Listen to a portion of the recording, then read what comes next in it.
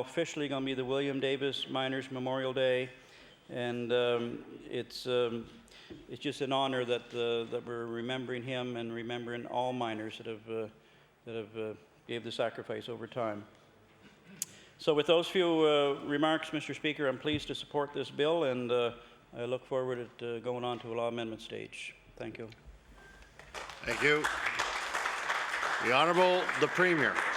Thank you very much, Mr. Speaker, and I'm very pleased to stand in my place to also add my support for the bill, and also with respect to what the Minister has indicated around the name change, which I think is very appropriate, what he'll be putting forward.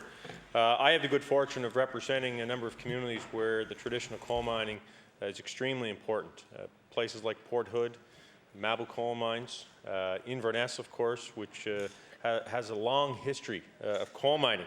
And all one has to do is look at the company houses along the main street in Inverness, or some of the other homes in Inverness, and you can truly appreciate the Red Rose and other homes. And in fact, the Minister of Justice a couple of years ago came to Inverness with me along a parade route with our veterans. And as we walked along the parade route, he looked at me and said, I could be in Sydney Mines right now, because it just was so similar. And I see the same when I go to places like in Waterford and other communities where there is that coal mining heritage. But it's not just about the building, it's the people. And this bill is appropriate because we're not only remembering those perhaps who have lost their lives during what was perhaps very difficult and challenging times in their workday, but we're recognizing how our communities have been built.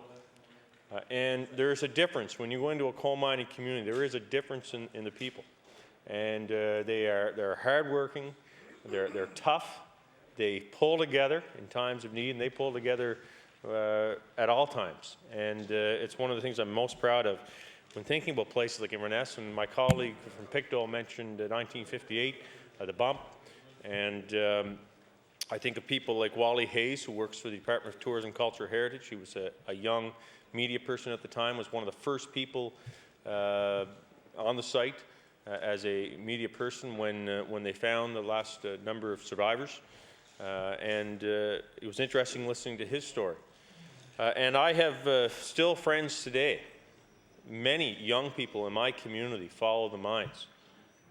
People like Trevor McLean, who goes all over the world. In fact, I was with his father in the weekend. What were we talking about? We were talking about mining.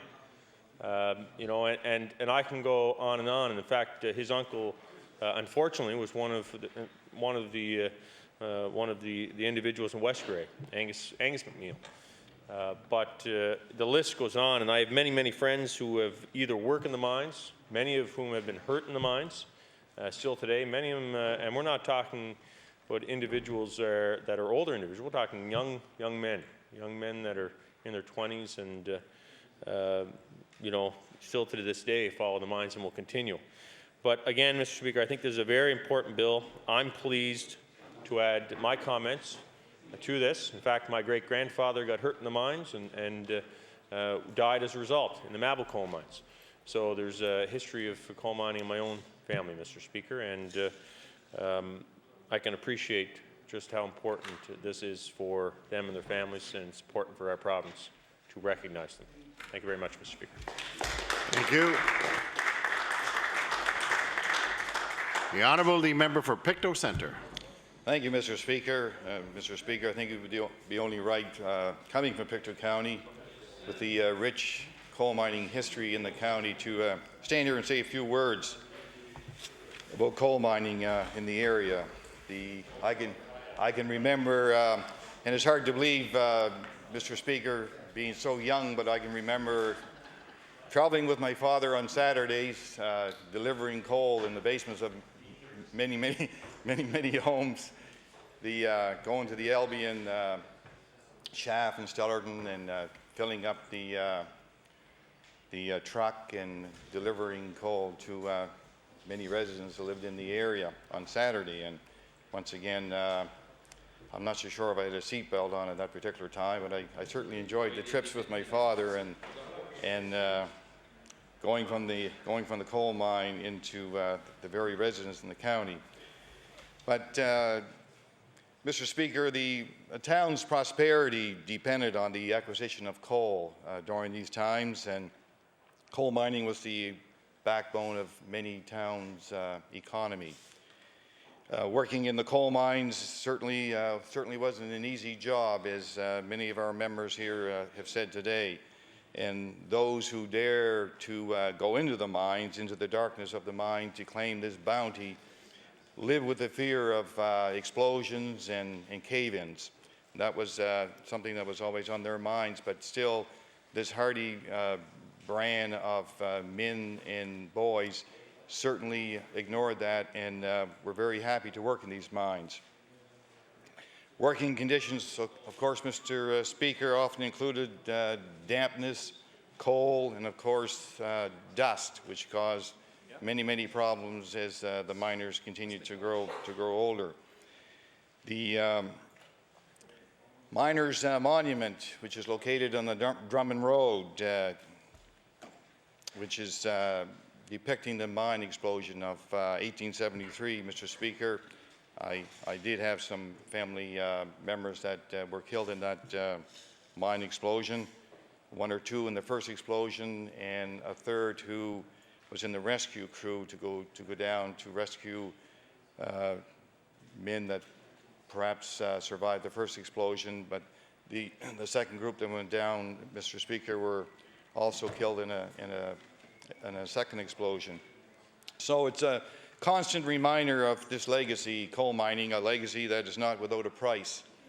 And I commend the minister for bringing this bill forth, the William Davis Miners Memorial Act, and we're certainly, everyone in the House will certainly be supporting this particular bill. Thank you, Mr. Speaker. If I recognize the minister, it'll be to close debate. The Honourable, the Minister of Transportation and Infrastructure Renewal. Well, thank you very much, Mr. Speaker. And Mr. Speaker, couldn't help sitting here listening to the debate today, and I think everyone would agree. Oftentimes, there's a debate in this House about many issues, Mr. Speaker, through legislation, issues that affect communities, individuals, various parties' perspective. But Mr. Speaker, I couldn't help but notice this afternoon, but the level of debate today, I believe, is something that our forefathers, whether they're military, in the mines, who gave their lives, leaders in this province and country, I think would be very proud of what they've heard here this afternoon from all sides of the House, Mr. Speaker. And I want to commend all the members who took the time, who are from those communities, to get on their feet and to express very emotionally and very passionately, Mr. Speaker, from their own perspective, from communities, about their family, and about what mining has meant to the province of Nova Scotia. Because as was indicated, it goes beyond, for many communities, it was more than just a job. It was a way of life. And I think, Mr. Speaker, we'd all agree that solidarity, as was mentioned by in the article that I mentioned earlier by Cheryl Curtis, talked about that very issue of solidarity, and I think there's none other like it, Mr. Speaker, than in the mining communities. Mr. Speaker, was mentioned about, the Premier mentioned about when you go into mining communities, how you can feel, there is a sense of feeling of a mining community. My son married a girl from New Waterford, and I had the opportunity to get down there for a celebration, and her grandfather, her name is Rochelle, but her grandfather's name is Jack Ty. Jack, I believe, was the counselor there one time, worked the mines for years. And her father as well? Her grandfather? Great-grandfather. But anyway, Jack Ty, he couldn't wait, knowing where I was from and from Spring Hill. We get up the next morning, and he was waiting for me. He couldn't wait to take me out through the community of Waterford to show me the sites and where the collieries were and where the activity in coal mining, Mr. Speaker, had happened over the years. And I remember driving around the community and thinking, there should be so much in my hometown. And I could close my eyes and listen to him talk, and I could see the same activities he talked about, the same issues and challenges those families faced back then were identical to my community of Spring Hill. And so I agree with the Premier that there is something special about communities, and I think there's a special bond between the town of Spring Hill and River Hibbert and Joggers as well, but in the communities of Cape Breton, because there were people. In fact, in church on Sunday, I drove home a friend of mine who had worked in mines in Spring Hill and Cape Breton both, and that's what he talked about. was about what it was like during those mining days in Cape Breton, and I know there are many other individuals who worked between the two communities, Cape Breton and up my way, and worked in mines and shared that experience back and forth. In fact, moved back and forth and married and raised their families in those communities. So there is a special bond, Mr. Speaker, between these communities. And again, Mr. Speaker, you know, it shows that when we come to this House with an issue that affects all of us, there's so many, that we really can set aside the partisan issues that we face on a daily basis and talk positively about issues that affect this province. We owe so much to these individuals, the history and the heritage in this community of ours, of Nova Scotia. It shows the kind of things that I think we can accomplish together if we're willing to work together and to look at what's so important, I believe, to Nova Scotians and our communities. Mr. Speaker, from now on June 11th, when we celebrate William Davis Miners Memorial Day, which this act will be called, I'm going to think about today. I'm going to remind my communities, my own area, in River Hibbert, Spring Hill, where I attend the ceremonies every year. They make sure that the ceremonies are at different times through the day so that as many people as possible in the communities can come together. I want to remind them not only about this act, but some of the comments I heard here today in the legislature, Mr. Speaker. I think that will mean so much to those individuals. The honourable member for Pictou West mentioned Dr. Arnold Burden. And Mr. Speaker, I'll probably get myself a little bit in trouble at home when I say this, but well, it's with my wife, so it's okay. She's away this week, so and I always tell her she gets upset at me, but I always tell her she gets over it. So, Mr. Speaker, my wife was a grade 3 school teacher, just retired, and she and her children took on a project a few years ago to interview, first of all, veterans, and it became as a result of the Year of the Veteran. They videotaped experiences of veterans in my area. There was quite a number. I forget the number now. But as a result of that, a lot of editing went on. So the DVD then became available to families. They had a big night at one of our churches, and the families came and viewed this. And I tell you, Mr. Speaker, there's hardly a dry eye in the House. But what it meant was that the experience of these veterans was something that was shared with their families, and now will be shared for generations, children and grandchildren and so on. Then, Mr. Speaker, her group went on. They did the same thing with war brides. Did the same thing with peacekeepers. Now they've started with miners. And the first one they interviewed, and just this past week, was Dr. Arnold Burden. Did about an hour interview. And Mr. Speaker, if you could, and the honourable member mentioned earlier, if you could speak and take the time to speak to some of these miners about the experiences they had, about the challenges they faced, about what it's like to be trapped underground, can you imagine for 9 days what it would be like with no food, no water, probably, and a lot of them, I've heard them say, made up their minds they wouldn't see daylight again. They were going to perish underground. Thought about their families, and who was going to look after the families for them. So, you know, Mr. Speaker, I would encourage members from other areas to maybe consider looking at groups doing the same thing, because these stories, Mr. Speaker, will be preserved forever. And when they're gone, they are gone. And unfortunately, since they began the project 3 or 4 years ago, some of the veterans, some of the war brides have passed away. In fact, this week, Mr. Speaker, Mr. Harold McDonald, who was going to celebrate his 80th birthday coming up, passed away this past weekend. He was one of those veterans that was interviewed, and now his family, I talked to his son at the funeral home yesterday, actually. They now have this DVD, and his dad was interviewed, and they now have that personal experience to share with their families forever. And I'm really looking forward to the miners through this very same process of having their experiences preserved and shared, Mr. Speaker, with their families forever. The other thing, Mr. Speaker, is that in Spring Hill, 58 Bump, that was the first time that CBC broadcast live worldwide. That's the first live broadcast worldwide anywhere, and it was in Spring Hill, Mr. Speaker, at the 58 Bump. And what this did 50 years later was bring together the community again. The honourable member for Glace Bay mentioned about the Miners Museum in Glace Bay, and you know, Mr. Speaker, there's a Miners Museum in Spring Hill as well. And you know, again, they have a lot of artifacts that have been donated. There is an underground experience there. But what happened, Mr. Speaker, as a result of the Remembering 58 group that came together and all the work, in Spring Hill as well, Mr. Speaker, there's the old lamp cabin building. And I believe it's either the one of the or the last in the country, certainly one of the oldest. And as a result of this group coming together, and this building's been standing for years, basically untouched, deteriorating. And as a result of the Honourable Minister of Tourism, Culture and Heritage actually provided some money that allowed for a study to be done of that facility. to see see first of all whether that building could be preserved because of the condition, and the results of the consultant's report has been indeed it can be.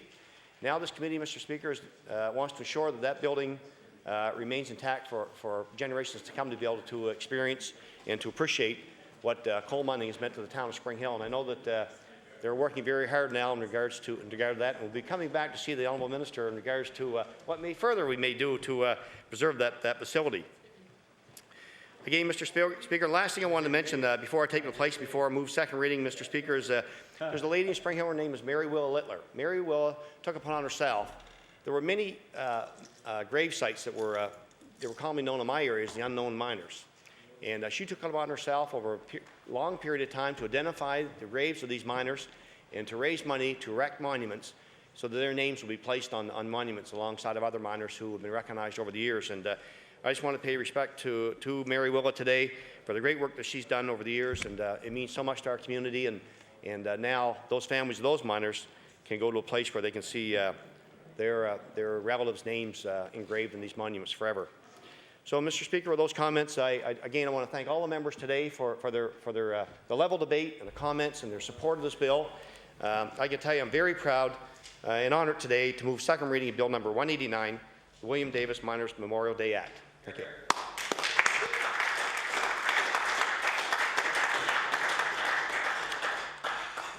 The question before the House is the second reading of Bill number 189, the William Davis Miners Memorial Day Act. Is the host ready for the question? All those in favor signify by saying aye. Aye. Against? The motion is carried. Bill 189, entitled An Act Respecting a Memorial Day to Honor Miners. Order that this bill be referred to the Committee on Law Amendments.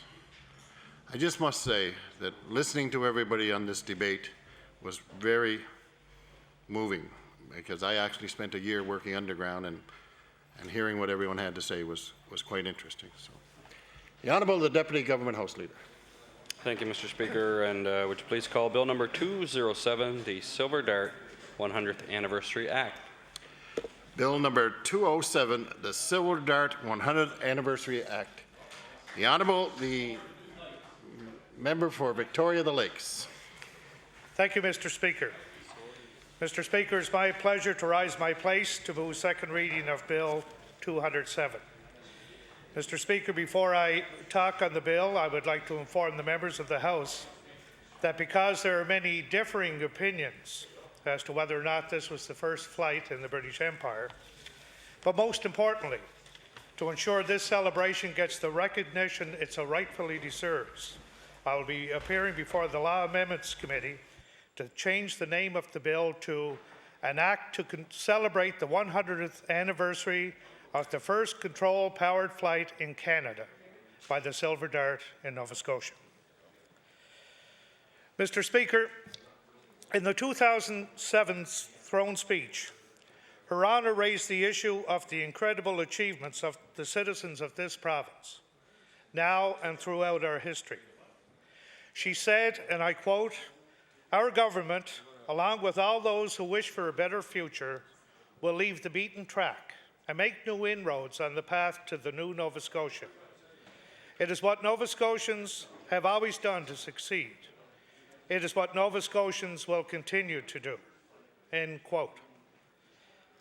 As I stand here today, I'm so proud to cite just one of the many examples of Nova Scotians making incredible strides and firsts for this province and nation. Mr. Speaker, next year we will mark a century since that cold afternoon in February when J.A. Douglas McCurdy flew the Silver Dart from the ice-covered Bredor Lakes, marking the first powered flight in Canada. This accomplishment is thanks to the visionaries who formed the Aerial Experiment Association, headed by Alexander Graham Bell and Mabel Bell, along with Frederick W. Casey Baldwin, Mr. McCurdy, Lieutenant Thomas Selfridge, and Glenn Curtis. Mr. Speaker, these individuals had an idea and pushed it through their association to become a reality.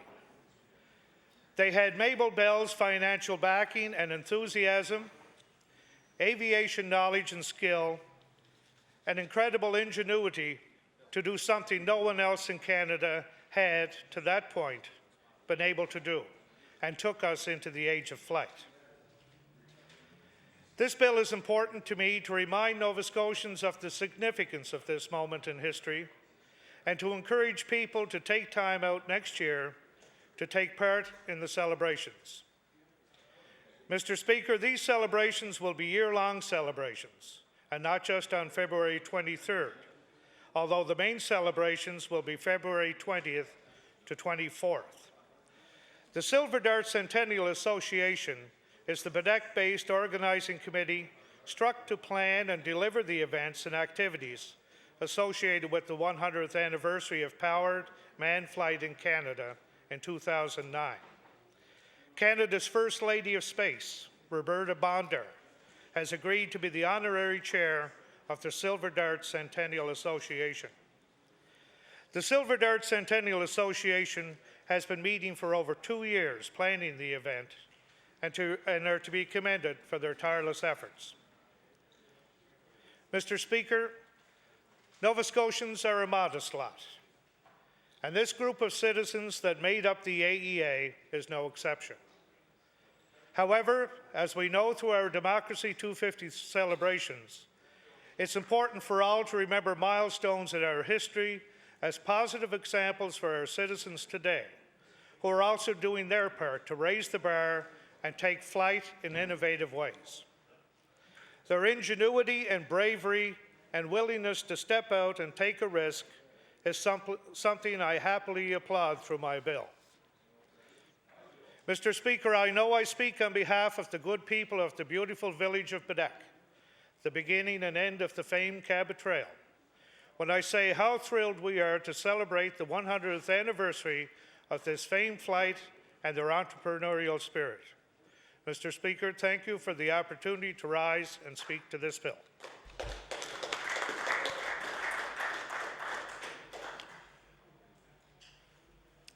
The honourable member for Cape Breton Nova. Thank you, Mr. Speaker.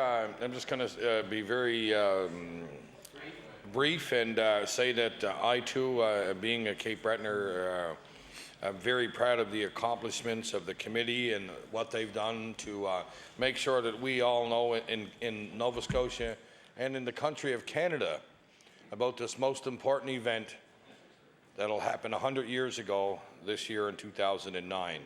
Mr. Speaker, there's been a lot of preparation on restoring the Silver Dart for the flight again.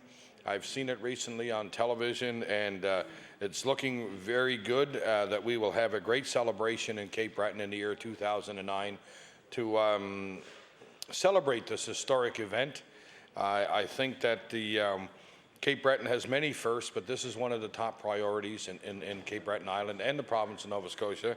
So I too look forward to this bill passing and again bringing notoriety and a first for the people of Cape Breton Island. Thank you, Mr. Speaker. Thank you. The honourable member for Kings West. Thank you, Mr. Speaker. Pleased to rise this evening and say a few words about this bill. I applaud the member from Victoria de Lakes for bringing this private member's bill forward in what is a milestone in our province and in Canada to commemorate 100 years of flight. So I think the bill will draw attention to what will be an extraordinary celebration. I know plans have been in the works for well over a year, especially with an organization like CAPA, which I am familiar with because of the Greenwood Aviation Museum. And in speaking about a museum, it's a real gem in our community, the Greenwood Aviation Museum. The dedicated people there that continue to add to that particular museum, as I'm sure we see in Bedeque at the Graham Bell Museum as well. To think about the restoration, or I guess the building of a model of the Silver Dart in this year that will come back to Bedeque is indeed a remarkable achievement. But I want to reference CAPA first and the work that they've been doing now for perhaps a couple of years. And they are organizing vintage aircraft to fly across Canada in legs of flight, and many of them will actually be coming to, continuing on to Nova Scotia to participate during the summer months, culminating in the air show in September. There's also a book that has been developed and published and will be distributed to school children to commemorate this remarkable achievement here in Nova Scotia. Also, there will be a television production and a following of these flights across the country. And of course, we all know that BDEC, starting in February, will have monthly events commemorating the flight of the Silver Dart. And so this Back to BDEC initiative and celebration is one that I feel needs to be supported strongly by the province. It could be a remarkable tourism event, and we all know event tourism, of course, does have a great successful record where we set up an event and we push that to bring tourists to the province. So in each month of the next year, 2009, there will be commemorative events in BDEC.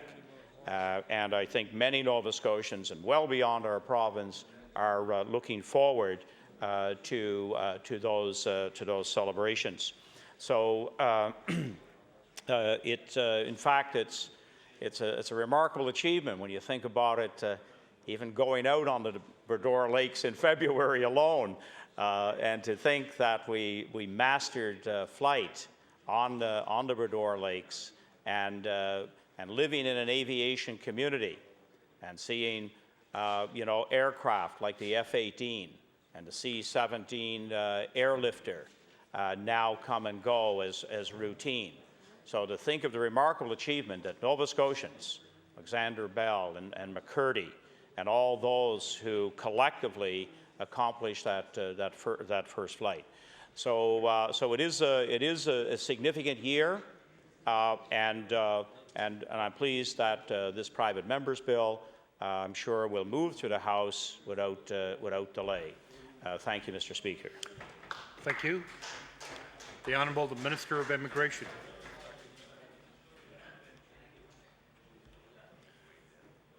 The Honourable Minister of Immigration. I'm thinking about it. Try again. The Honourable Minister of Immigration.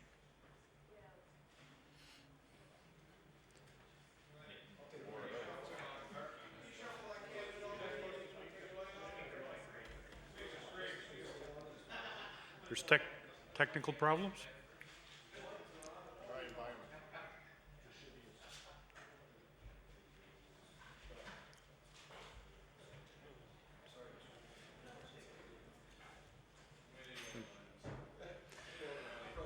Okay, the House will recess for a few minutes.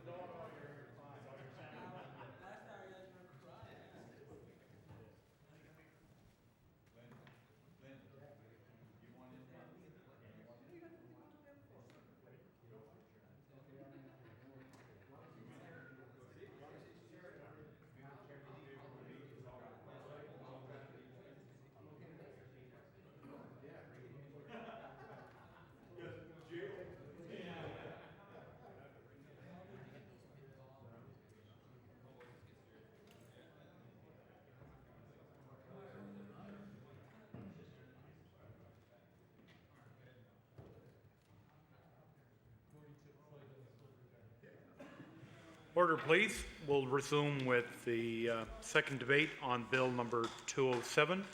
Chair recognizes the Honourable the Minister of Immigration. Thanks very much, Mr. Speaker, and it's a great privilege to rise on Bill 207, the Silver Dart 100th anniversary. Mr. Speaker, I guess most people know my background in here is 30 years in the airline industry. And this particular bill, every time you see an airplane taking off, you look up in the sky and you wonder. You know, it's absolutely amazing to see. This particular bill, I had an opportunity, Mr. Speaker, about 2 years ago, when I was down in Bedeck, to actually fly over the same area that J.A.D. McCurdy took off from on the lakes.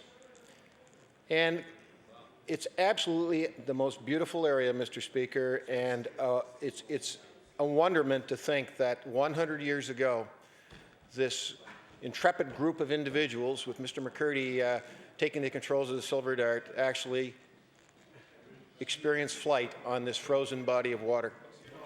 Mr. Speaker, I'm sure that today J.A.D. McCurdy would be in absolute awe of what's happened in the last 100 years. When you think of where we've gone with regard to powered flight, I even think of my dad, born in 1919, and everything that he's seen over his life, and he's still alive. And he's, Mr. McCurdy, I'm sure, would be in the same situation where we've gone from powered flight with bi-wing aircraft from the Second World War to single-wing aircraft to rockets to space on the moon in '69, Mr. Speaker, and it continues on. The 100th anniversary of the Silver Dart, I think, Mr. Speaker, brings out in all of us somewhat the child, I guess, really, when you look at powered flight and the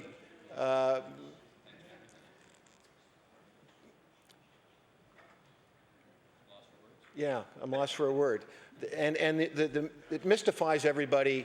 It mystifies the individuals when you see an aircraft taking off. Mr. Speaker, in the Nova Scotia, in the Art Gallery of Nova Scotia currently, there is a display of aircraft down there. And Mr. Speaker, you look at the F-86 Sabre and you look at the B-29 Lancaster. All these aircraft have come along after the Silver Dart in 1909 on the lakes, on the Bredor Lakes with J.E.D. McCurdy. They were the pioneers. They were the people that allowed all of this development that we now, in our lifetime, we take advantage of. Mr. Speaker, it's a great privilege to stand in support of this. I want to mention just a couple of other things too, Mr. Speaker. There are several aviation museums, Mr. Speaker, and when I was Minister of Tourism, I had an opportunity to tour the Greenwood facility with the honourable member from the area, and those individuals who were so anxious to help and participate in this 100th anniversary. Also the people at the Halifax Aviation Museum and the Shearwater Aviation Museum. All of these individuals, Mr. Speaker, have come together to try to help ensure that this 100th anniversary of the Silver Dart and the first powered flight in the British Empire, which happened in 1909, is a success this year, Mr. Speaker. And with that, Mr. Speaker, I'll take my seat and thank you and support this bill. Thank you. Thank you. If I recognize the honourable member, it will be to close debate. Pardon me. The Honourable the Minister of Agriculture. Thank you very much, Mr. Speaker. And Mr. Speaker, I welcome an opportunity to say a few words on this piece of legislation as well. You know that little airplane that the honourable member for Kings West was referring to, it certainly created quite a stir back then, and today I think we have to acknowledge that it is the forerunner of, in fact, the Stanfield International Airport. And you know, you may say I'm drawing a long bow, Speaker, but the fact of the matter is that one of the major employers, if not the major employer in my constituency, is the Halifax International Airport, or the Stanfield International Airport as we now call it, since it has been renamed. And I would like to acknowledge the people at the airport and the fact that you know, literally hundreds of people on a daily basis, 7 days a week, go about their business at that airport and do very, very important work on behalf of the airline industry and on behalf of the province and this country, Canada.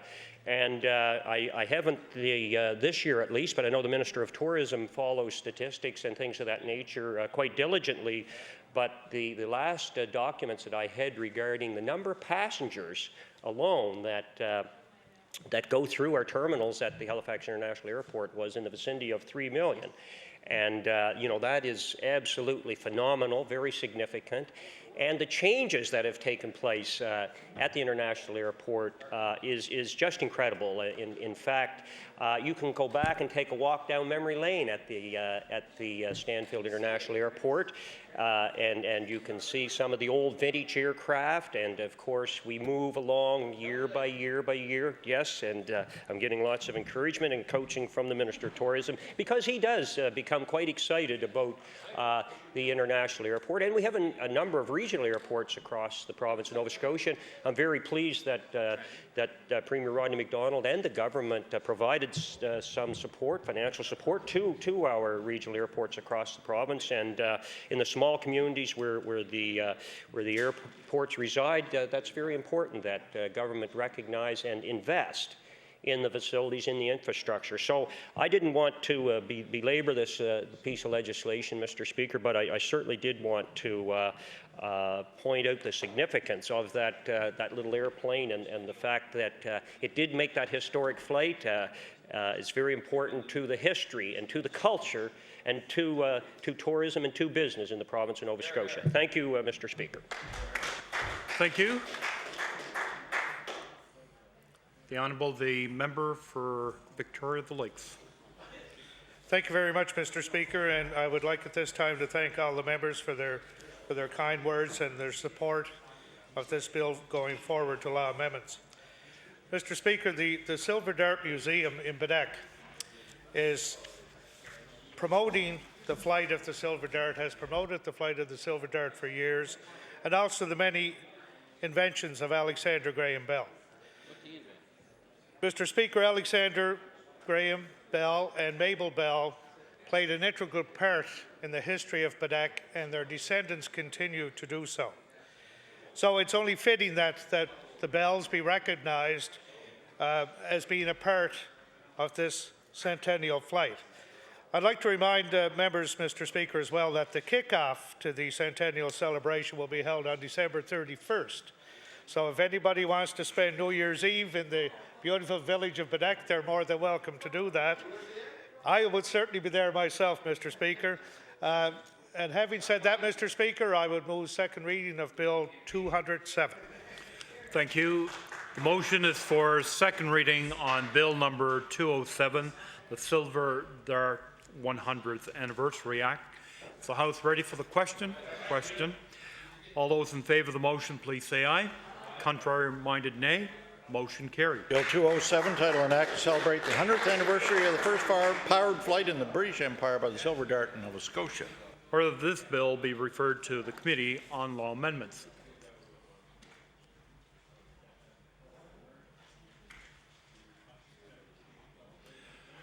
The Honourable, the Deputy Government House Leader. Thank you, Mr. Speaker. Would you please call public bills for third reading? Public bills for third reading. The Honourable, the Deputy Government House Leader. Thank you. Would you please call Bill number 193, the Municipal Grants Act? Bill number 193. The Honourable, the Minister, Service Nova Scotia and Municipal Relations. Well, thank you very much, Speaker, and I am pleased to stand on my feet to speak a little bit on third reading to the Municipal Grants Act amendments. Mr. Speaker, as I had mentioned during second reading, amendments to the Municipal Grants Act will combine the process for obtaining grants with financial reporting required under the MGA. And the amendments in Bill 193 will streamline and integrate municipal reporting on one system. And this is going to make it easier, Mr. Speaker, easier and faster for municipalities to receive payment for grant in lieu of taxes on provincially owned property. And Mr. Speaker, streamlining the process brings with it a number of other benefits, including improved payments improved timeliness of payments to municipalities, improved forecasting of total grant payments, and on the other hand, improved accountability. Now, I'd like to add, Mr. Speaker, that these amendments support the province's better regulation initiative by improving the quality and the efficiency of regulations, which makes it easier for municipalities to do business with the province. Mr. Speaker, I should add that there seems to be widespread and general support for these amendments. The amendments, indeed, were reviewed at the Law Amendments Committee without representation. And because of that, Mr. Speaker, I move third reading of Bill number 193, the Municipal Grants Act. Question? Is the House ready for the question? Would all those in favour of the motion please say aye. Contrary-minded, nay. Motion is carried. Bill 193, entitled An Act to amend Chapter 302 of the Revised Statutes 1989, the Municipal Grants Act. Order that this bill do pass, or that the title be as read by the clerk, in order that the bill be engrossed. The Honourable the Deputy Government House Leader. Thank you, Mr. Speaker. Please call Bill number 195, the Partnerships and Business Names Registration Act. Bill number 195. The Honourable the Minister of Service, Nova Scotia and Municipal Relations. Well, thank you, Mr. Speaker, and I'm pleased to stand on my feet once again and to speak on Bill 195, which is the Partnership and Business Names Registration Act. Mr. Speaker, as I mentioned during second reading, the Partnership and Business Names Registration Act currently requires Nova Scotians to gain Cabinet approval if they wish to use the words Royal or Imperial in their partnership or business name. Quite frank, Mr. Speaker, this is an outdated regulation, one which makes it time-consuming and difficult for people who wish to register their business with either of those two things in the title. In fact, Mr. Speaker, the Companies Act previously contained the same requirement, but it was removed in the recent amendments to the Companies Act, and they were proclaimed on June the 1st, 2008. Mr. Speaker, the Partnership and Business Names Registration Act should follow suit by removing the requirement for Cabinet approval of these names. And this change will streamline processes and make it easier for people when registering their business or partnership name. Mr. Speaker, this amendment shows that government is committed to continually reviewing its business legislation to make sure that it is as straightforward as possible for Nova Scotians, particularly those who are wishing to start up businesses. Again, Mr. Speaker, there appears to be general support for this amendment, and it went through law amendments with no changes and was referred back to the House for third reading. And with that, Mr. Speaker, I want to thank members from all sides of the House for their support for this legislation. And with that, Mr. Speaker, I close debate and move third reading of Bill number 195. Question has been called. The motion is for a third reading on Bill number 195, Partnerships and Business Names Registration Act. Is the House ready for the question? Question. All those in favour of the motion, please say aye. Contrary-minded, nay. Motion carried. Bill 195, entitled An Act to amend Chapter 335 of the Revised Statutes 1989, the Partnerships and Business Names Registration Act. Order that the bill do pass, order that the title be as read by the clerk, and order that the bill be engrossed. The Honourable the Deputy Government House Leader. Thank you. Would you please call Bill number 191, the Motor Vehicle Act? Bill number 191. The Honourable the Minister of Transportation and Infrastructure Renewal. Well, thank you, Mr. Speaker. Mr. Speaker, it's a real privilege to rise today to move third reading of Bill number 191, change the Motor Vehicle Act. Mr. Speaker, these amendments introduced in Bill 191 are intended, Mr. Speaker, to improve road safety in our province. Mr. Speaker, these amendments to the Motor Vehicle Act will require all vehicles in Nova Scotia at all times to be using daytime running lights. Mr. Speaker, it's been proven and shown that daytime running lights can reduce daytime injury crashes by 3 to 10%. And Mr. Speaker, I think that if we could reduce accidents in our province, daytime accidents, by that much, I think it's certainly important, and it's incumbent upon us, Mr. Speaker, to attempt to reach those types of achievements. Mr. Speaker, daytime running lights provide significant benefits at a very low cost. Since 1990, Transport Canada required all vehicles sold in Canada to have daytime running lights installed as standard equipment on all those vehicles. However, Mr. Speaker, there have been a number of vehicles on Nova Scotia's roads purchased prior to 1990, and therefore most of these vehicles, if not all, would not have daytime running lights. Mr. Speaker, the clerk would have a vehicle prior to 1990. I think his is a 1971 vehicle that wouldn't have those. But Mr. Speaker, this legislation will require drivers to use their low beam headlights in that case. So, Mr. Speaker, when we meet the clerk on the highway now, we'll expect to see the clerk with his low beam headlights on in the name of safety, Mr. Speaker, and I'm sure he'll adhere to the new law. But, Mr. Speaker, it simply means that people that don't have those daytime running lights will simply pull on their headlights with low beam in that case. But, Mr. Speaker, vehicles, there will be an exception, Mr. Speaker, and that's antique vehicles that are registered as antique vehicles won't have to have it. So I don't know if the clerk has registered his or not, but if he did, then he would be exempt from this new law. Mr. Speaker, the issue of, that we're bringing before the House today with these amendments are part of several pieces of legislation to improve road safety in Nova Scotia. And several that we brought forward, Mr. Speaker, over the last number of years, and they certainly include things such as a ban on handheld cell phones, Mr. Speaker. Now, I know that Mr. Speaker, I think it's a good bill, and I was asked this morning by a young lady who's in the journalism class. I did an interview, and she asked me if I actually used hands-free cell phone. I told her yes, I do. I have a Bluetooth, Mr. Speaker, that can be activated, voice activated, and I also have OnStar in my vehicle, Mr. Speaker, that can be activated by voice as well. So I can speak to constituents, Mr. Speaker, to my office, hands-free, and not be deterred by distractions inside the vehicle, Mr. Speaker, such as holding a cell phone to my ear. Mr. Speaker, we've also introduced stronger penalties and expanded penalties, Mr. Speaker, for issues such as street racing. Also, we've doubled the fines for speeding in work and school zones. And I know, Mr. Speaker, these passed through the House with the support of the opposition. And I want to say at this time, Mr. Speaker, I thank the opposition members, the critics, for their support in these issues. Mr. Speaker, I know you and I have talked about many of these, and I know you raise in this House, Mr. Speaker, on a regular basis about the importance of road safety in Nova Scotia. And I appreciate your comments, Mr. Speaker, and we always try to consider those, Mr. Speaker, as we introduce legislation in this House. And Mr. Speaker, I also want to say in regards to road safety that it includes more than just legislation.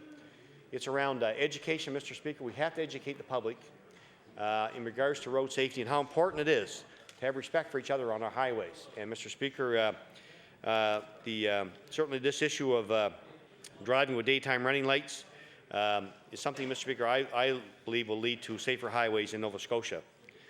Also, Mr. Speaker, this legislation allows for regulations that will permit some vehicles to cross our highway mediums. Mr. Speaker, I'm sure you've many occasions have driven along the divided highways and have seen Department of Transportation's snow plows or other emergency vehicles have crossed through the medium to turn around and go the opposite way, Mr. Speaker. Well, Mr. Speaker, my department, along with municipalities, on different occasions, Mr. Speaker, may engage the services of private contractors. And Mr. Speaker, the way the present legislation stands, those private contractors, even if they're in the employ of the province or the municipalities and engaged in the duty of perhaps plowing snow, are not legally allowed to use those mediums to turn, Mr. Speaker. So this legislation that's before the House today, Mr. Speaker, will allow for those private contractors to use those medium turnarounds like other emergency vehicles, Mr. Speaker, and as well, such as Department of Transportation vehicles do. Again, Mr. Speaker, I just want to reiterate that I'm very proud of my department and the government and the members of the legislature who have supported changes to our legislation around Motor Vehicle Act and others that, Mr. Speaker, in regards to speeding, in regards to impaired driving, that, Mr. Speaker, ultimately will lead to safer roads in Nova Scotia. And I think that, Mr. Speaker, is something that we all support, and I'm sure something that we will all look forward to being able to say that we were part of to ensure that Nova Scotians and those who visit our province are able to travel on the highway safely. So, Mr. Speaker, those few comments, it's my honour to move third reading of Bill number 191 of the Motor Vehicle Act. Thank you, Mr. Thank you. The motion is the Honourable the member for Queens. Thank you, Mr. Speaker, and I am pleased to rise in my spot to speak very briefly on Bill 191. This is a good bill. It is about safety, and the last few days we have heard many questions come before the House and come before the Minister of Transportation talking about safety issues. And certainly this bill speaks to some of the safety concerns on our highway. Requiring all vehicles and all drivers in the province of Nova Scotia to turn on their daytime running lights is just a common sense bill. And as I had said during second reading, certainly I would hope that, and I understand from the Minister, that part of the lead up to this bill becoming law will be awareness and education for drivers in Nova Scotia so that they have some time to get used to the new change. I mean, obviously we all know that many of our newer vehicles already come equipped with automatic daytime running lights, but many of the older vehicles on the highway certainly are not equipped with those features, and so awareness of this bill will be so important, and also allowing visitors to the province know that it is required by law here in Nova Scotia for those drivers visiting the province to also have their daytime running lights. Another important feature of this bill, and I'm very pleased that the Minister has brought it forward, and that's giving access to certain vehicles such as emergency vehicles and Department of highway vehicles and construction vehicles to allow them to have access to cross and turn around on those places, those mediums on our series highways. That's very important. Sometimes there are unforeseen circumstances that certain vehicles and in certain positions need to use those turnaround places, and so that's a very important feature of the bill. Again, I want to thank the Minister for bringing this forward. I'm pleased that it has been approved by the House. Again, safety is very important on our highways, and if we can reduce one death on our highways due to this good piece of legislation, ensuring that all motorists and the traveling public are safe, it's very important. So I thank you for giving me the time to speak on it, and again I thank you to the Minister for bringing this forward. Thank you. The Honourable Member for Richmond.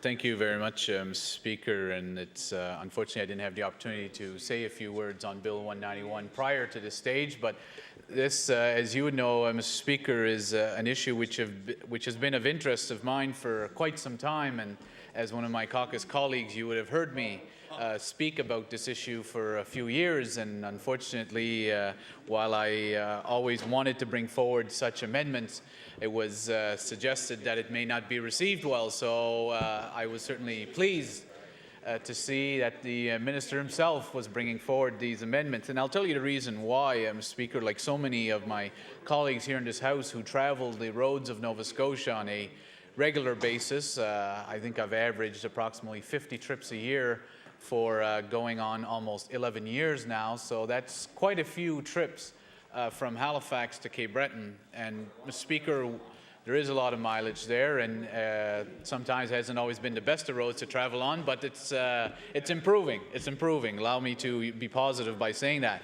But, Mr. Speaker, what doesn't usually change is Nova Scotia weather. And you can leave Halifax and arrive in Cape Breton only to go through about 4 different weather patterns before you arrive. But, Mr. Speaker, what was always of great concern to me is that new vehicles, which I consider to be newer vehicles, anything less than 5 years old, were being put out on the market and were not having the full daytime running lights as an automatic option when those vehicles were started. And manufacturers slowly started moving towards that, because then you'd see vehicles that would have the small little orange lights in the front that would be on. But one of the concerns that I have, and maybe the minister, when he closes comments, will be able to address it, but it's one thing to talk about headlights and the importance of headlights, but we must not forget that it's also important to have your tail lights visible. And Mr. Speaker, I can tell you, I don't know how many times, whether it's in the fog, whether it's in snowy conditions, whether it's in heavy rain, where you arrive upon a vehicle and you just simply do not see that vehicle on the very last moment when you're coming up on them because they don't have their tail lights on, or their tail lights might be covered with mud, or they might be covered with dirt, or it's just almost impossible to see them to start off with. Now, Mr. Speaker, some might suggest, well, maybe you're driving too fast coming onto that vehicle, but Mr. Speaker, when you're driving on a 100 series highway and the vehicle in front of you is driving 70 kilometers per hour, you're not the one who's driving too fast. One could turn around and say maybe that vehicle was driving too slow. But that's one of the dangers there, and I'm curious, Mr. Speaker, whether when the regulations are going to be put forward about the daytime running lights, whether it's only going to impact the actual headlights, or will there also be a condition that also has to impact the tail lights?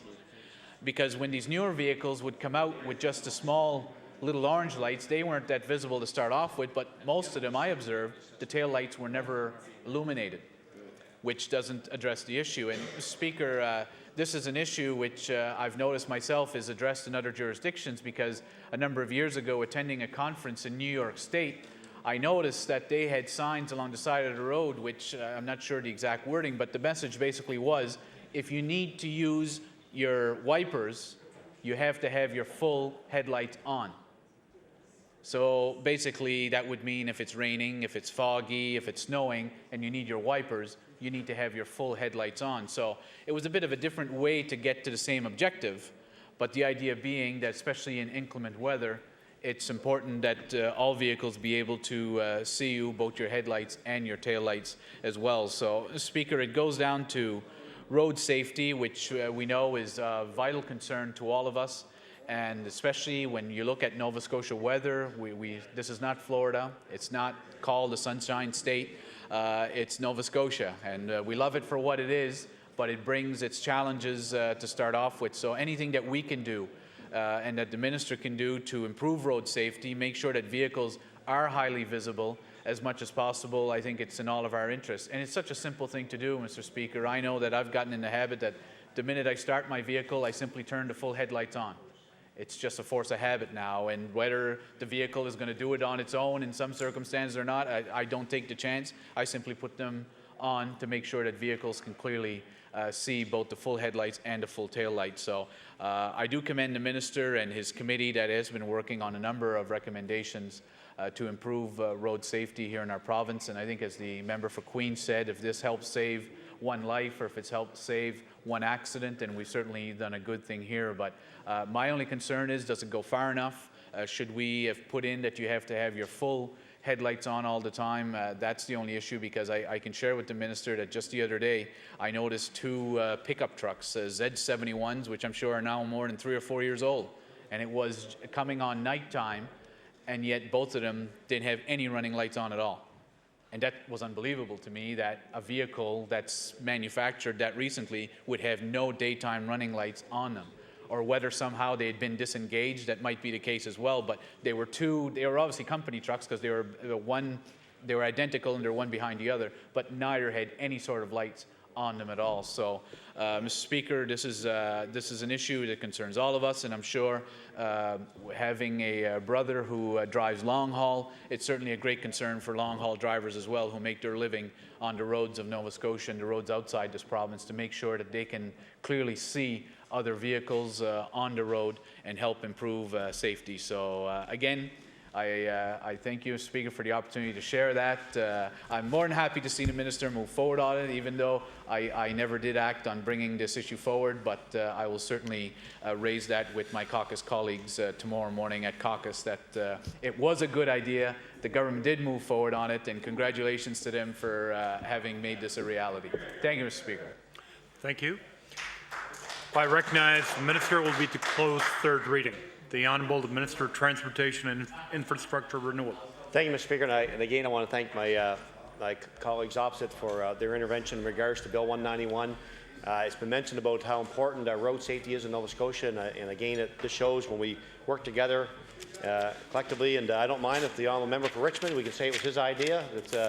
It was just a little while getting here, but certainly want to give him credit for his support. And I know the critic for the New Democratic Party spoke to me about this, and two things that she was concerned about obviously was the signage, which we're going to ensure will happen, and a period of education for the public to ensure that those who this will be a change for a lot of people, and but I think it's a good change, and I think that will help. I mentioned the stats that were sharing with me, 3 to 10%. If we could save 3% at a minimum of daytime crashes, who knows whose life we may have saved, or a serious injury. So I think it goes a long way. The honourable member for Richmond mentioned about a couple of things. He mentioned about people, I guess, disengaging their daytime running lights. Well, it'll be illegal to do that, and so hopefully, as a result of this legislation, it'll point that out to many people that they either have the daytime running lights on, or if not, they'll have to have their full low beam headlights on, which, when activated, will bring on those tail lights the honourable member mentioned. I don't know if in the regulations if we can do anything about the rear lights. I'll have to have I guess have to have staff or someone, at least the legal department, look at that to see if that's possible or not. We'll at least explore it, and if not, maybe it's something to be brought on a future date. We'll come back to the House for. The honourable member said it was his idea. Maybe he'll bring that back at some time to further enhance the legislation we're passing here today. But I do want to thank both members opposite for their support in this bill. I think it's something we can be proud of. And Mr. Speaker, with those comments, I'd like to move third reading of Bill 191, Motor Vehicle Act. Thank you. Thank you. The motion is for third reading on Bill number 191, Motor Vehicle Act. Is the House ready for the question? Would all those in favour of the motion please say aye. Contrary minded, nay. Motion carried. Bill 191, title and act to amend Chapter 293 of Revised Statutes 1989, the Motor Vehicle Act. Order that the bill do pass, order that the title be as read by the clerk, in order that the bill be engrossed. The Honourable, the Deputy Government House Leader. Thank you, Mr. Speaker, and I would call Bill number 208, Conservation Property Tax Exemption Act, please. Bill number 208, the Honourable, the Minister of Service, Nova Scotia and Municipal Relations. Well, thank you, Mr. Speaker, and I'm pleased to rise before the House to speak on Bill number 208, the Conservation Property Tax Exemption Act. And as I had mentioned during second reading, the Conservation Property Tax Exemption Act, it was going to allow landowners who opt to protect their land to be eligible for a property tax exemption on that land. And the province will also provide municipalities with grants in lieu of the property taxes, thereby ensuring that municipalities will see no loss of revenue. Mr. Speaker, the Act will give landowners the opportunity to conserve their land without placing them or the municipalities at a financial disadvantage. And during the law amendment process, Mr. Speaker, the following organizations made presentations supporting the bill: the Ecology Action Centre, the Nova Scotia Nature Trust, the Canadian Parks and Wilderness Society, and the Crown Shoreland Legacy Trust. As I said, Mr. Speaker, each and every one of these organizations voiced their support for this act and believe that by making conservation an attractive option to landowners, the conservation property tax exemption will significantly contribute to a cleaner, greener, and more sustainable future for our province. Mr. Speaker, I want to thank members from both sides of the House for their support for this legislation. And with that, I move third reading of Bill 208, the Conservation Property Tax Exemption Act. Thank you. Question has been called. Motion is for third reading on Bill number 208, Conservation Property Tax Exemptions Act. Would all those in favour of the motion please say aye. Contrary minded, nay. Motion carried. Bill number 208, an act to establish a tax exemptions for conservation property.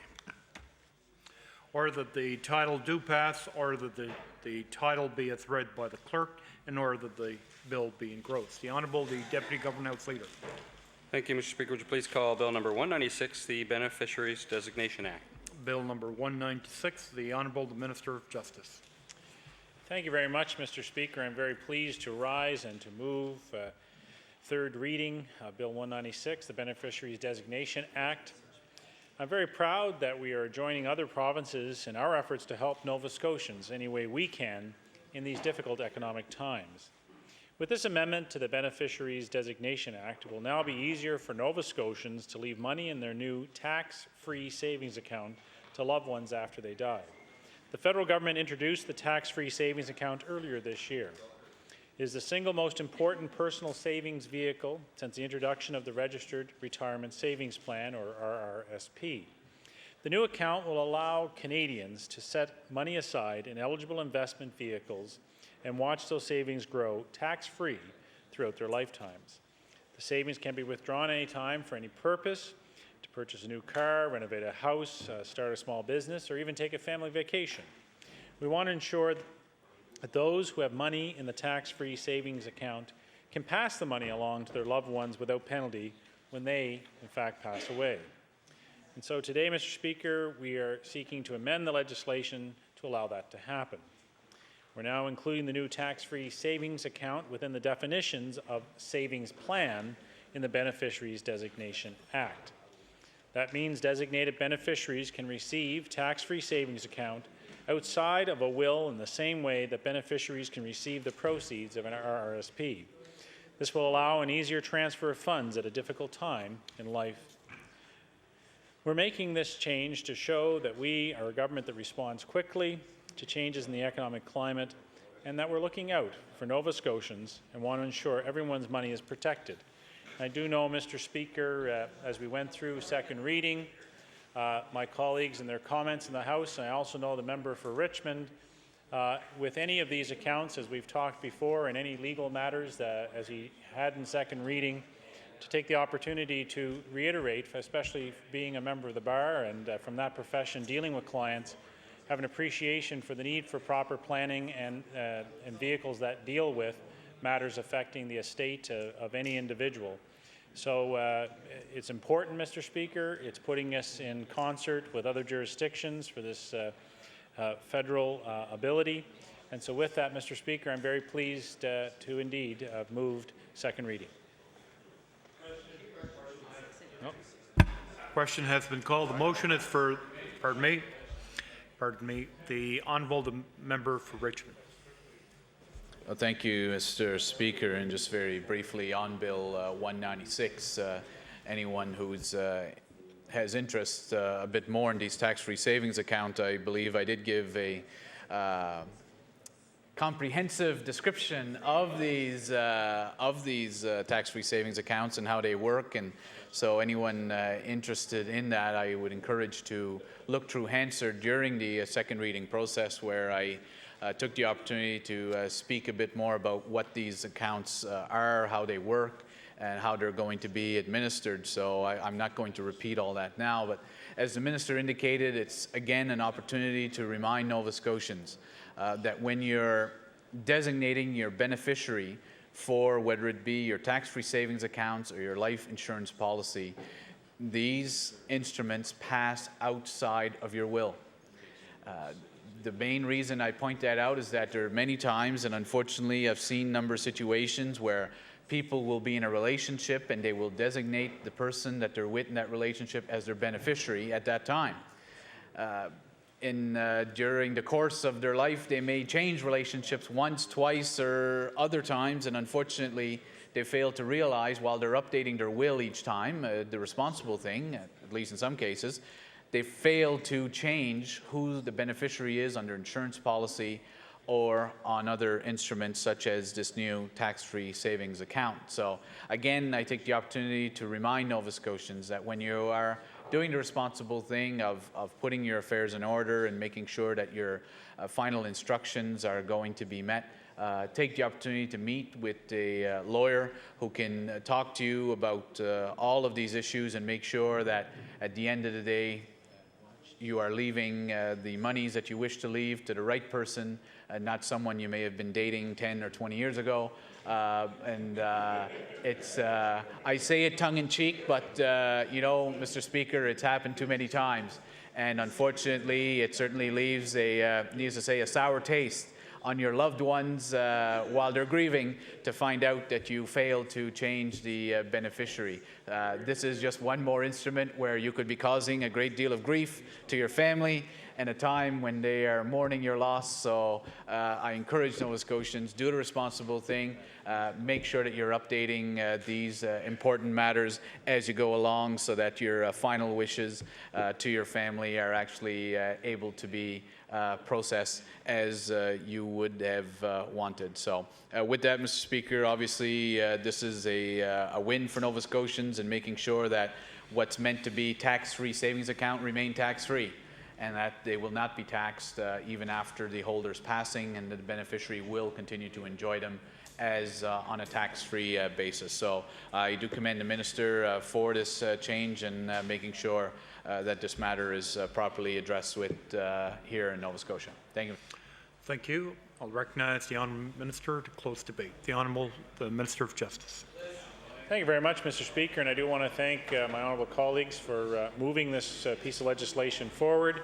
I think it's been self-explanatory and have spoken to the importance and the need for this. So with that, Mr. Speaker, again, I would reiterate my thanks and also welcome the opportunity for us to provide further information for the consumers of this province and those with investment accounts to utilize them to the utmost and make sure they're passed on as indicated by the member from Richmond in the appropriate manner. So with that, I close debate.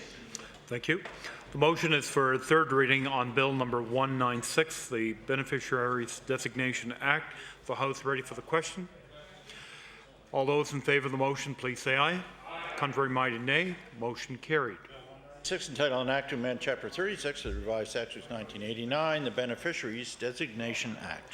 Order that the bill do pass. Order that the title be as read by the clerk. In order that the bill be engrossed. The Honourable, the Deputy Government House Leader. Thank you, Mr. Speaker. Would you please call Bill number 200 to the Human Rights Act? Bill number 200, the Honourable, the Minister of Justice. Yes, thank you very much, Mr. Speaker. And again, I'm very pleased to be able to rise in my place and to move third reading of Bill number 200, the Human Rights Act. As we know, Mr. Speaker, the Nova Scotia Human Rights Act is a provincial law that affirms every person is free and equal in dignity and rights without regard to age, race, color, religion, creed, their gender or sex, sexual orientation, physical or mental disability, ethnic, national, or Aboriginal origin, their family or marital status, source of income or political belief, affiliation or activity. The Act also prohibits sexual harassment in all areas of public life. It is imperative that this essential document be kept as accurate as possible, and that is why, Mr. Speaker, we're making some minor amendments to the language of the Human Rights Act on the request of the Human Rights Commission. We're also amending the title of one of the positions in the office. Staff in the Race Relations and Affirmative Action Division provide programs and services on a range of diversity topics, policy development, and preventing or dealing with sexual harassment. The job descriptions must accurately reflect the good work they do. In one instance, a job title is being changed from Coordinator of Race Relations to Manager of Race Relations, Equity and Inclusion. These changes may seem minor and by process but are important, and I hope my colleagues will join me in supporting this bill. And Mr. Speaker, as was referenced previously with regards to these bills, that in fact they're not part of a Justice Administration Act, as my good colleague from Richmond, I can see, referenced earlier today, but in fact have been left separate so that people will know that the Human Rights Commission is working forward and staying on top of the administrative and not only the operational matters they deal with. So with that, I'm very pleased to move third reading. The Honourable, the Member for Richmond. Thank you very much, Mr. Speaker. And just very briefly on Bill number 200, and as the Minister said, we are pleased to see that these types of changes are coming forward as standalone bills, which makes it easier for us as legislators and makes it easier for us to explain to Nova Scotians when they're wondering what is our position on these bills. It makes it easier to explain exactly what changes are being made. Needless to say, the changes in this case are mostly cosmetic type changes to the Human Rights Commission with the naming of a few change of names and a few positions in that. But Speaker, I would only take the opportunity to remind the Minister of Justice that there's certainly been a much greater awareness amongst Nova Scotians about the role and the objectives of the Human Rights Commission, and with that has brought certainly an increased demand on the part of the Human Rights Commission, and always a challenge for them to keep up with some of the new problems that they're faced with and that Nova Scotians bring forward to their attention. So I do hope that we're going to see at some point some significant changes to the Human Rights Commission to strengthen it, to make it even a more efficient organization, because certainly Nova Scotians are much more aware of their rights, and they're exercising them on a more and more regular basis. And I do hope that we will be seeing even some more substantive changes at strengthening our Human Rights Commission in the future. But again, this bill is very cosmetic in nature and makes some minor changes, but we do look forward to some more substantial changes at strengthening it in the future. Thank you, Mr. Speaker. Thank you. I'll recognize the Honourable Minister of Justice to close debate.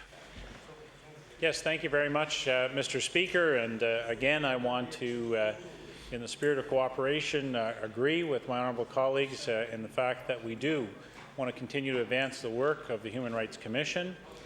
We have an excellent team in place there, both at the operational and management level, but at the board level, that are committed and have the interest of all Nova Scotians at heart to make sure that we have the best balance that's there and protect the rights of individuals and organizations. And in the process, we, as I say, this may be seen as minor, but it shows that the Commission is on top of their work and are cognizant of any changes that are required, and we can count on them to bring any of their recommendations before us and this House. So with that, I am very pleased to move third reading. Thank you. The motion is for third reading on Bill number 200, the Human Rights Act. Is the House ready for the question? Would all those in favour of the motion please say aye. Aye. Contrary-minded, nay. Motion is carried. Bill 200, entitled An Act to Amend Chapter 214 of the Revised Statutes 1989, the Human Rights Act. Order that the bill do pass, order that the title be as read by the clerk, in order that the bill be engrossed. The Honourable the Government House Leader. Yes, thank you very much, Mr. Speaker, and I'd like to seek the consent of the House to have the consideration of private members' public bills for second reading. Okay. Is it agreed? It is agreed. Mr. Speaker, the Honourable the Government House Leader. Mr. Speaker, for a second reading, I would propose Bill number 154, 93, 26, 118, 158, and 78 with the concurrence of the House. Okay. With the total consent of the House, the motion is to move these bills 154, 93, 26, 118, 158, 78 for second reading. Is the House ready for the question? Question has been called. All those in favour of the motion, please say aye. Contrary-minded, nay. Motion carried. The Honourable the Government House Leader. Yes,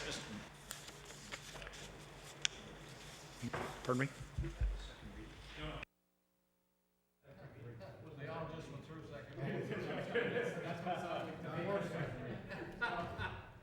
The Honourable the Government House Leader. Mr. Speaker, I do count on our ability to be officious here in the House, but I do believe that it's important that we hear from more of our honourable colleagues and their purpose and intent behind their bill. However, I would at this point would ask you to please call Bill number 154, the Education Act. Thank you. That's correct. The motion that was before the House is to have these bills read for a second reading. The first bill is number 154. The honourable member for Kings West. Thank you very much, Mr. Speaker. And I am pleased to speak on Bill 154, an act to amend Chapter 1 of the Acts of 1995-96, the Education Act, which reads, no student shall use a cellular telephone or other communication device in the school classroom. And that bill has come about because hearing from the teaching profession related to instructional time, this has become a major challenge for teachers to deal with cell phones interrupting class, texting during class, and even during periods of testing and exam time. Also, of course, you know, the iPod can be used for music, but in particular now we know that cell phones can also be used to video and to photograph in the classroom. There have been occasions when, in fact, the cell phone has become a vexing piece to challenge teachers with, where a teacher will get irate at a cell phone going off and then have the teacher with a strong reaction and have that actually videoed by somebody in the class and then played over the internet. This has become a big concern for the teaching profession, and one which seems to be growing, and one that has presented a number of difficulties. This bill is not intended by any means to have cell phones banned from coming to school, because we all know that they can be devices, and important ones, for parents to have contact with a child. And sometimes they have a cell phone because they will be staying after school, they're going to a friend's place, and it becomes a means of actually checking in and checking up on their son or daughter. So it does have a place. However, during instruction time is not the place for these. Now, some jurisdictions have gone to what I would consider perhaps the extreme. New York City and Detroit are two examples, where in schools in New York, the cell phone has been banned from going to school.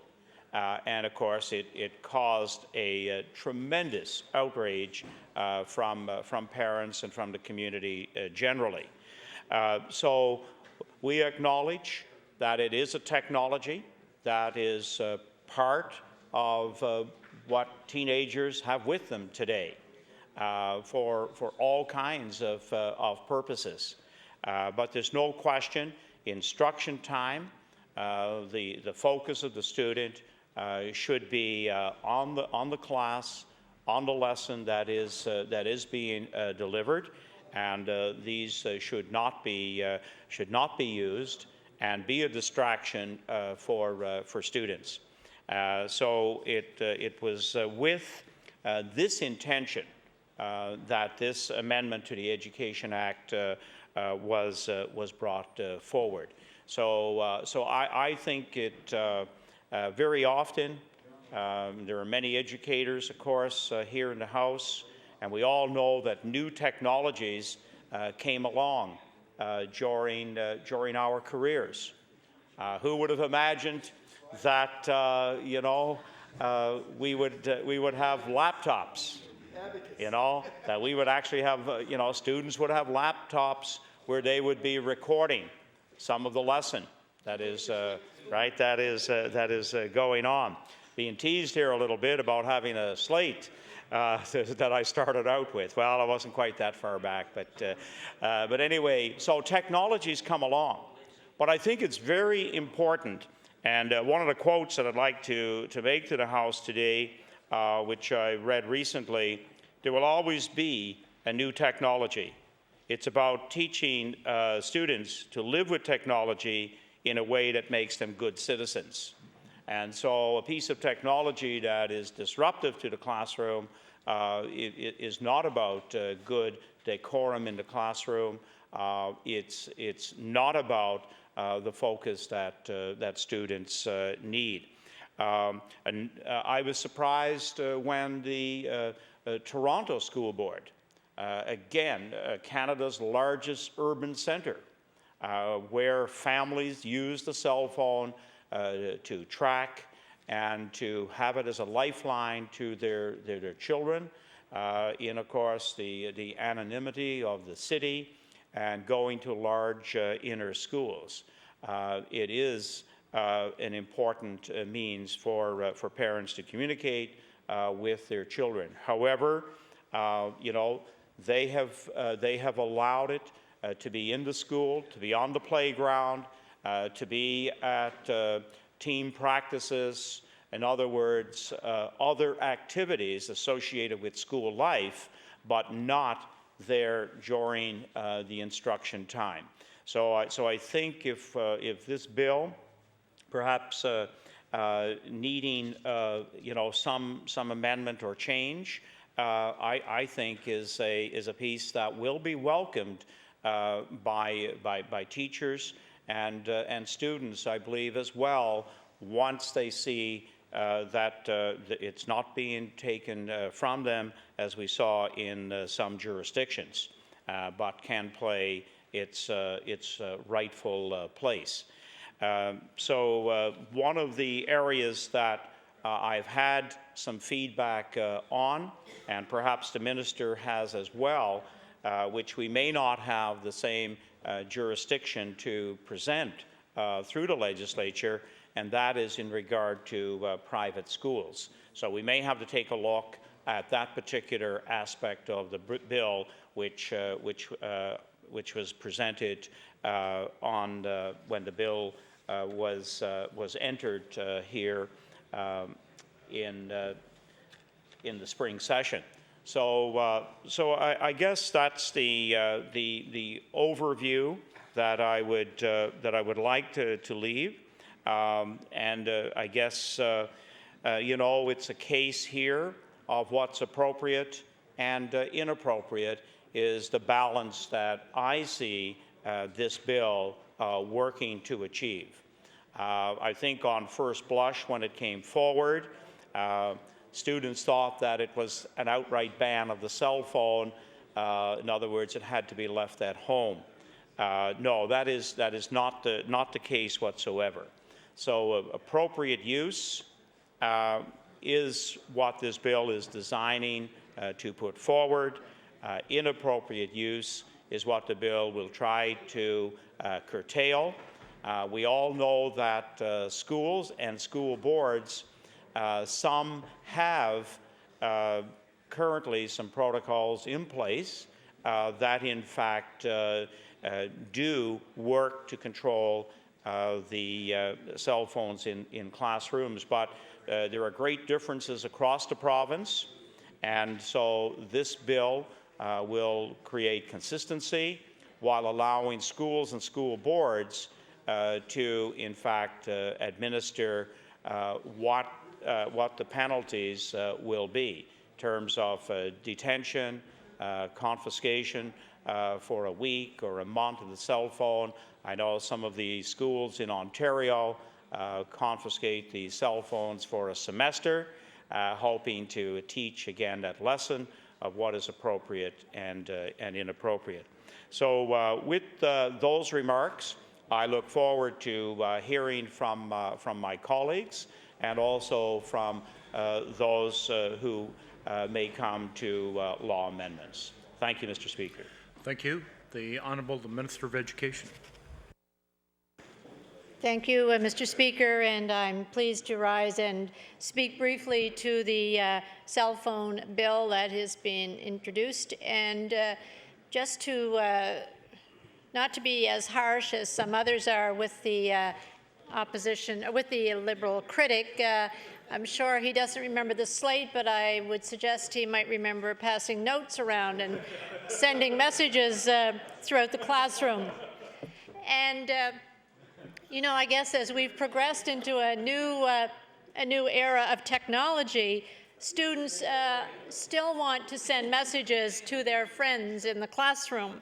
And the difficulty here is, of course, that the use of technology now is much more sophisticated, and much more than a simple message on a piece of paper can be transmitted, and has been suggested it can be actual photographs that are taken and used and shared around the world. So there certainly is a need for this to be addressed. We have individual school boards that have taken this on as a policy within their board. because it certainly is disruptive to the classroom teacher to have his or her students distracted with the use of messaging and text messaging and receiving messages as the teacher is trying to hold their attention and deliver a message. And there are educators in this room who can relate to sometimes the challenge of holding everyone's attention during an important lesson delivery. So the fewer things in the classroom to distract students, the greater the likelihood of learning and teaching will take place. Boards have, as I said, established their own policies, or individual schools have established policies about the use of cell phones. And I think with this legislation, what we need to do is look at the balance, Mr. Speaker, the balance between what is very much an important part of the lifestyle of our young people and very much an important communication link, not only and not necessarily with their classmates around the classroom, but with their parents. And many parents check on their students and or on their children, and many children have to send messages home to their parents, and sometimes that line of communication is important, and it's not for us to take that line of communication away, but it is to make sure that its use is appropriate. And so making sure that there's legislation which will provide that balance, which will allow instructional time in the classroom to focus on instruction, and which will limit the a number of distractions there, is what I believe is good legislation. So we have to be cautious with the wording. We have to respect the rights of the individuals, the students and their parents with respect to that communications link, and also make sure that teachers, who I believe will welcome this as trying to allow for more time on task and more attention during the instructional period. It has been mentioned, and the member opposite and I have talked about how far our jurisdiction is with respect to this, and I'm looking forward to this going to law amendments, and believe that it will be a stronger bill when it returns. So as I say, I support the concept. Thank you. Thank you. The honourable member for Waverley Fall River Beaverbank. Thank you, Mr. Speaker. I guess I don't want to start the brief words that I have to say with respect to this bill by about passing notes and about the slate. I think those were well before my time. But I will say I do have a daughter. I have a daughter that's in high school. This is her graduation year, and I've got to add, she's also employed. She's been employed now for the last number of years, and now she has her driver's license, and part of that employment is oftentimes she takes the car to school because she has to work at the airport. And one of the things that she does have a cell phone. She has a cell phone so that her mother and I can have constant contact with her, and it's not about trust. It's about knowing that she's safe. As parents, and I think that most parents, times have changed, and one of the things that we've had when we look at today's technology is that it's hard to keep pace. And I think the intent and the spirit of this bill is a worthy one. I think what we're talking about here is to enhance the learning environment for our students in the classroom, not to rid of those distractions, and those distractions can come in many forms. And I know with all the devices and the technology that we have today, with the various ways that we can communicate, and I know even in this House of Assembly, it's common practice. It's a golden rule that devices be turned off at appropriate times, and we can only use laptops at certain times during the day, and certainly during question period that all devices, electronic devices, are turned off. So I think there's a time and a place for electronic devices. And when a teacher is in a classroom trying to instruct and trying to educate our children, is that cell phones and all of the capabilities that they have is not an appropriate time for them to be active. I think the spirit of this piece of legislation is well intended, and I think it's going in the right direction. I think our goal is not to prohibit or not to punish students by taking away cell phones, but it's all about enhancing the learning environment for those very students that we are working for. So we look forward, we the NDP, as this bill goes on to law amendments, and who's to say, maybe at law amendments we may get some presentations from the student body. I certainly would welcome that, and I certainly recognize and I reiterate the spirit of this bill, and with that I will take my seat as this moves on to law amendments. Thank you. I'll recognize the honourable member from Kings West to close debate, please. Thank you, Mr. Speaker, and pleased to hear from the minister and her comments confirming that there is value in reducing the electronic distractions in our classrooms, as well as the critic for the NDP. Again, seeing there is value in this piece of legislation. So with that, Mr. Speaker, I move second reading on Bill 158. Thank you. The motion is for second reading on Bill number 154, the Education Act. Is the House ready for the question? Would all those in favour of the motion please say aye. Contrary-minded, nay. Motion carried. 54, entitled an act to amend Chapter 1 of the Acts of 1995-96, the Education Act. Order that this bill be referred to the Committee on Law Amendments. The Honourable Government House Leader. Thank you, Mr. Speaker. Would you please call Bill number 93, the Motor Vehicle Act? Bill number 93. The Honourable, the Leader of the Official Opposition. Well, thank you very much, Mr. Speaker. It's my pleasure to move second reading of Bill number 93, an act to amend Chapter 293 of the Revised Statutes 1989, the Motor Vehicle Act. I think that this is essentially a two-clause bill. Mr. Speaker, I think it represents kind of common sense amendments for this province. We are a province that has many military personnel who pass through the province on temporary duty, taking courses at Stadacona, at Greenwood.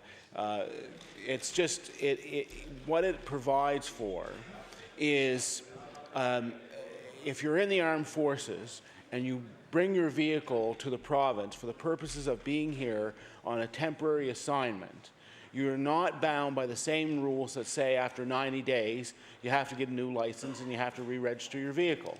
Now this just makes sense. So what it does is it provides a cushion of 6 months for somebody who's, for example, attached posted here for a 6-month period in order to take a course, so that they don't have to get a new license or re-register the vehicle. And then the 90-day period, the normal 90-day period attached to that requirement runs after the 6-month expires. So it essentially gives military personnel, if they're going to be in the province, up to 9 months on a temporary posting before they have to transfer them. So it's an accommodation for the many military personnel that we have in the province that allows them to continue to drive, that continue to operate their vehicle. And what happens, Mr. Speaker, is that many of them, I mean, they're not going to go through that process. So it means that they have to either park their vehicle and not drive if they're going to be here for a 6-month period. Now, I mean, I think the more practical effect is that people just, you can't tell by looking at the license when somebody came into the province, and you can't tell how long the car's been in the province. So it might well be that that they would continue to drive anyway, but that's really beside the point. I mean, the point is we shouldn't be making it illegal for someone who's in the province as part of their duty as a member of the armed forces in taking training to assist them in doing their job. We shouldn't be making that more difficult. We should be making it less difficult for them so that they continue to be able to drive their vehicle. And I guess the other precaution I would have, and I would mention this, in theory, if your vehicle was insured outside the province and you were in violation of that 90-day period, you might run some risk around whether or not you would still be able to recover under your insurance policy. For example, if you were in an accident where you were actually injured as opposed to someone else. So this just, I think, is a benefit for members of the armed forces. It's a perfectly legitimate one. It's one that makes sense, and I want to thank the government for allowing me to bring this bill forward for second reading. I'll be happy to hear if there are anything at law amendments, but my bet is that most people will recognize the wisdom of the legislation. Thank you. Thank you very much. Thank you. The Honourable Minister of Transportation and Infrastructure Renewal. Thank you, Mr. Speaker. And I want to thank the Honourable Leader of the New Democratic Party for bringing forward this legislation. I guess anything we can do to assist our military, who we have many in our own communities that are serving elsewhere in other parts of this country and other parts of the world. And I think we've certainly done a lot in this province to recognize the military and the efforts they make on our behalf when it comes to the Military Relations Office, which was the first in the country that the Honourable Leader was part of. And I know that it's meant a lot to those folks. And again, they're faced with challenges on a regular basis that most of us would never even think of. Movements, leaving their families behind. Sometimes they're temporary postings where they leave their family behind in a permanent home location.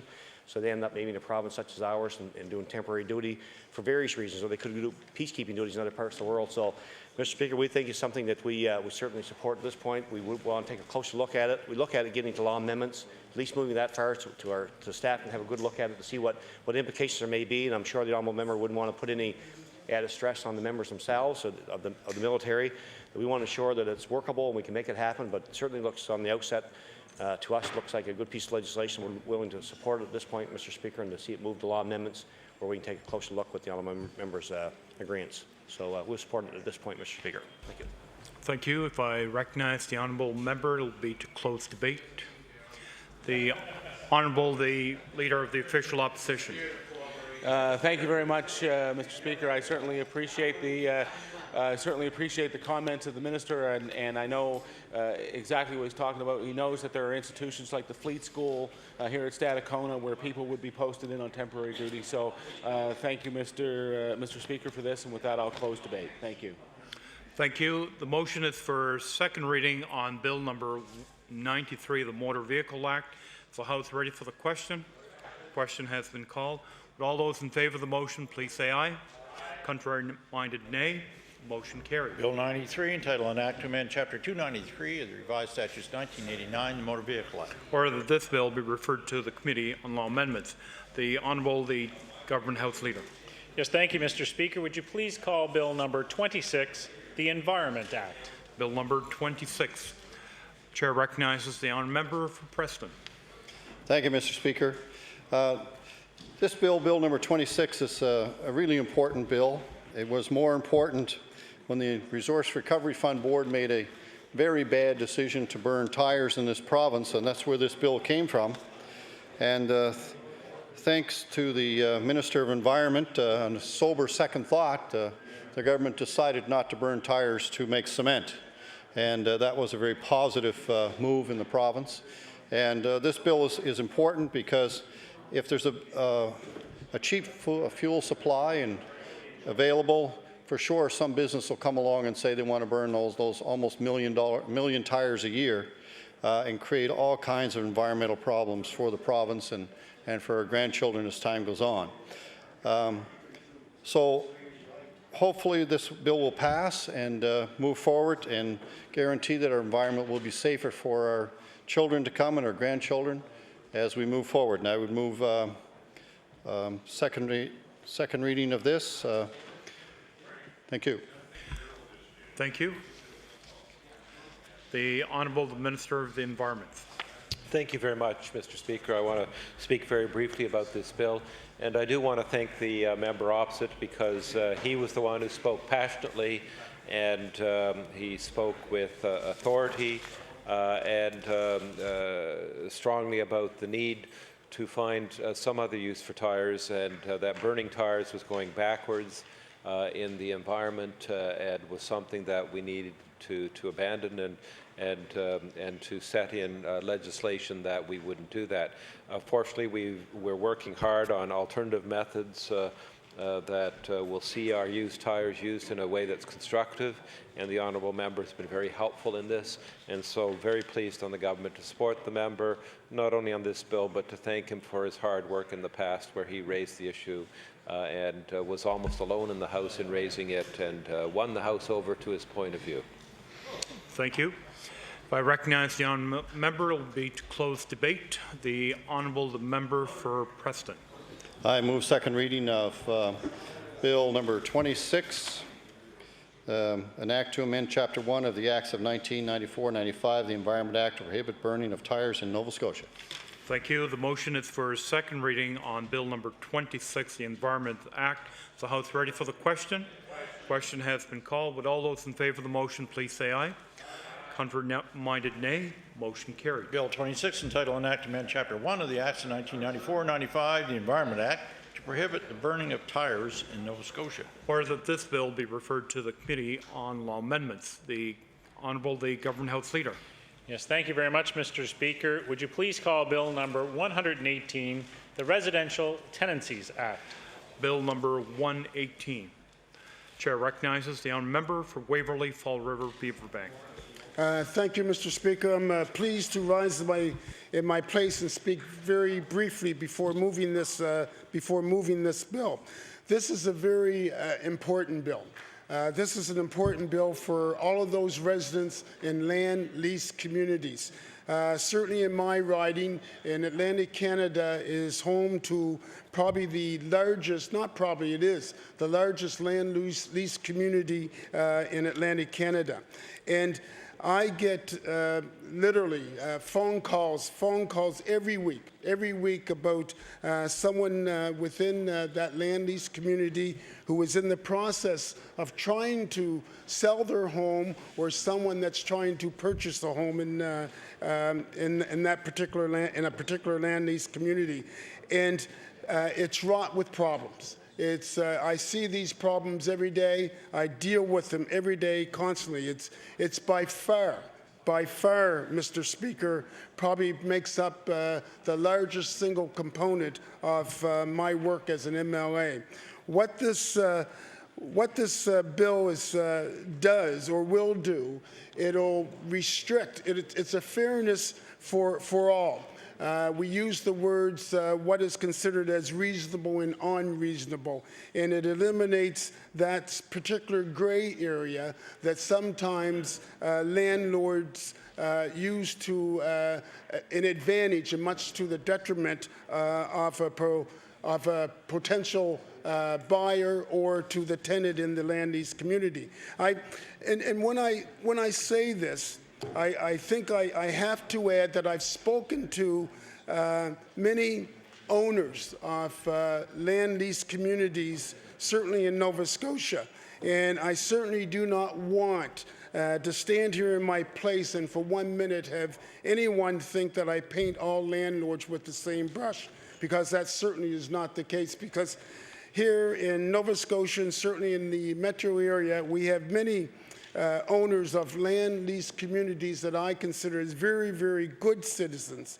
And but however, there may be the odd one that knows the rules, the regulation, and the laws well enough that they can use them to their advantage and much to the detriment of the homeowner. People choose to live in land lease communities for a number of reasons.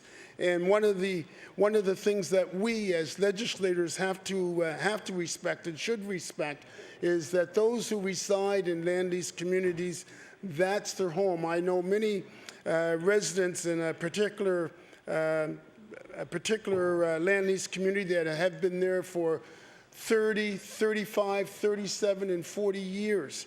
I also know owners of homeowners that have lived in land lease communities that they're there for a much shorter time. For some, it's a starter home. For some, it's a home that they're going to stay there for as long as they can. For some, it's a retirement home. So people purchase homes in land lease communities for various reasons. And what this bill is seeking is the word that I've often heard in this House, and what we are seeking here is fairness. We are seeking fairness, something that is reasonable and fair, not only just for the tenants, but for the landlords as well. And Mr. Speaker, I think that this piece of legislation goes a very long way towards that. And I don't want anyone to forget about how important, I can't stress enough, how important this piece of legislation is to a large number of taxpayers in the province of Nova Scotia who live in these communities. And with that, I look forward to hearing comments from my colleagues within the House as I move second reading of an act of Bill number 118. Thank you. The Honourable the Minister of Service, Nova Scotia and Municipal Relations. Well, thank you, Speaker. I'm pleased just to say a couple of words, and just to begin with, I'll say that our caucus will support this bill going to law amendments. We support the spirit of the legislation.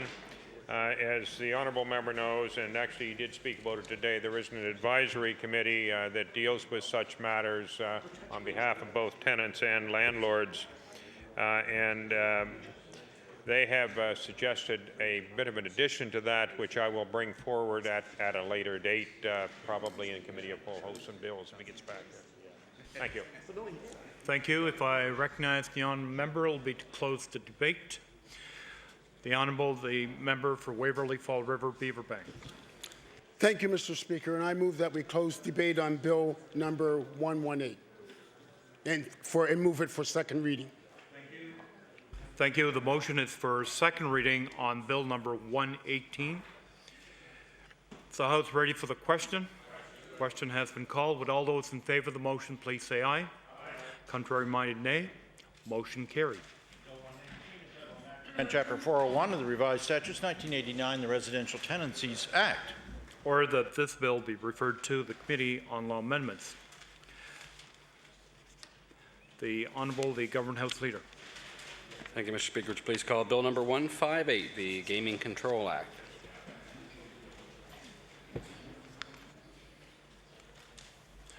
Maybe we can recess for just a minute.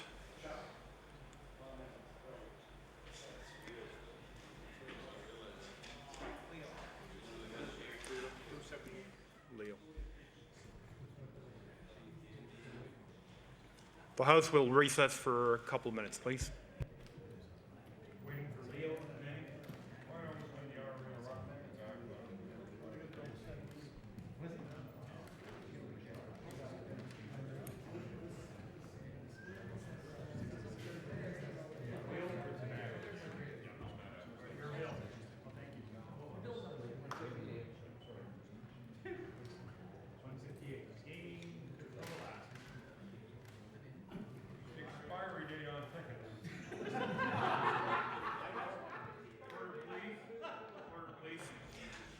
Bill number 158, the Honourable Member for Kings West. Thank you, Mr. Speaker. Thank you for your tolerance of waiting for me and the support from my colleague, the Minister of Service Nova Scotia, Municipal Relations. This is a bill which came about as being the gaming critic for my party, having a number of calls and emails, as well as a case that the Speaker presented to me as well.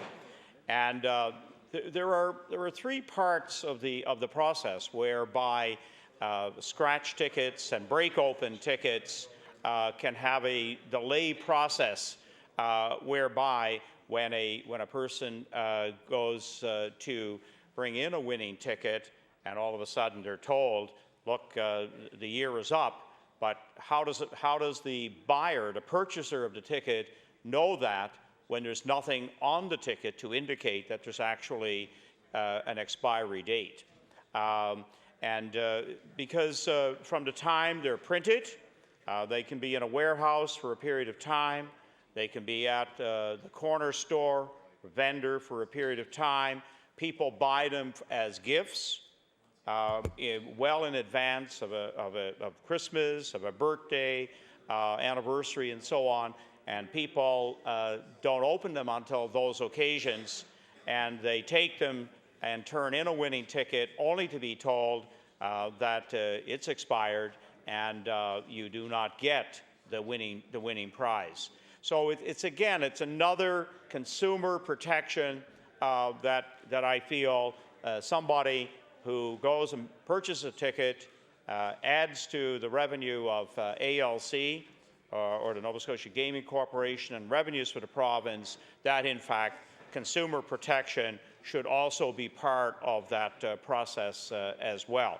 So rather than just be concerned about the revenue, let's look after the person who is invested, whether it be $1, $2, or whatever it is, in break-open and scratch tickets in particular. And in fact, all tickets should have an expiry date so that the buyer, it's truly buyer, be aware of the expiry date, and you can turn in a winning ticket. So I thank you, Mr. Speaker. Thank you. Chair recognizes the Honourable the Minister of Labour and Workforce Development.